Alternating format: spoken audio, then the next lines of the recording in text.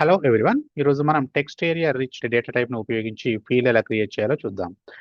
ఈ text area rich అనేటువంటి data టైప్‌ని ఎలాంటి సందర్భంలో ఉపయోగిస్తామనంటే, ఇక్కడ మనం ఒక ఎగ్జాంపుల్ చూస్తే బయోగ్రఫీకి సంబంధించి ఏదైనా కొన్ని లెటర్స్ రాస్తున్నప్పుడు దాన్ని బోల్డ్ చేయడం, ఇటాలిక్ చేయడం, ఇమేజెస్‌ని యాడ్ చేయడం అండ్ అదేవిధంగా లింక్స్ యాడ్ చేయాలి. అంటే ఇలాంటి సందర్భంలో మనం ఎక్కువ మొత్తంలో టెక్స్ట్ అనేటువంటిది యాడ్ చేయాలనుకున్నప్పుడు ఇక్కడ మనం టెక్స్ట్ ఏరియా రిచ్ అనేటువంటి డేటా టైప్‌ని ఉపయోగిస్తాం. దాన్ని ఉపయోగించి ఎలా క్రియేట్ చేద్దామో మనం ఈరోజు చూద్దాం. సెటప్ మీద క్లిక్ చేయండి. లెఫ్ట్ సైడ్‌లో మనకి కొన్ని ఆప్షన్స్ అనేటువంటివి రావడం జరుగుతుంది. దీనిలో బిల్డ్‌లో ఉన్నటువంటి క్రియేట్‌లోకి వెళ్ళినట్లయితే మనకిక్కడ డిఫరెంట్ ఆప్షన్స్ వస్తాయి. ఇక్కడ నేను ఆబ్జెక్ట్ మీద క్లిక్ చేస్తున్నాను. ఆల్రెడీ క్రియేట్ చేయబడినటువంటి ఆబ్జెక్ట్స్ అన్నీ కూడా ఇక్కడ కనబడుతున్నాయి. నేను టీచర్ అనేటువంటి ఆబ్జెక్ట్ మీద నేను క్లిక్ చేశాను. ఇక్కడ ఆబ్జెక్ట్ డీటెయిల్డ్ పేజ్ అనేటువంటిది ఓపెన్ అయింది. నేను న్యూ మీద క్లిక్ చేసి ఇక్కడ టెక్స్ట్ ఏరియా రిచ్ అనేటువంటి దాన్ని సెలెక్ట్ చేసుకొని నెక్స్ట్ మీద నేను క్లిక్ చేస్తున్నాను.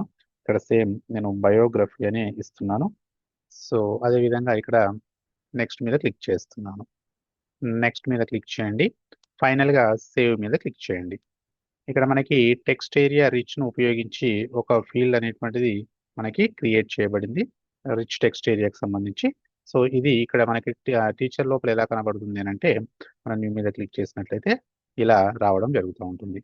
మరిన్ని ఇలాంటి యూజ్‌ఫుల్ వీడియోస్ కోసం మా సిఆర్ఎస్ ఇన్ఫో సొల్యూషన్ ఛానెల్‌ని సబ్స్క్రైబ్ చేసుకోండి. Thank you.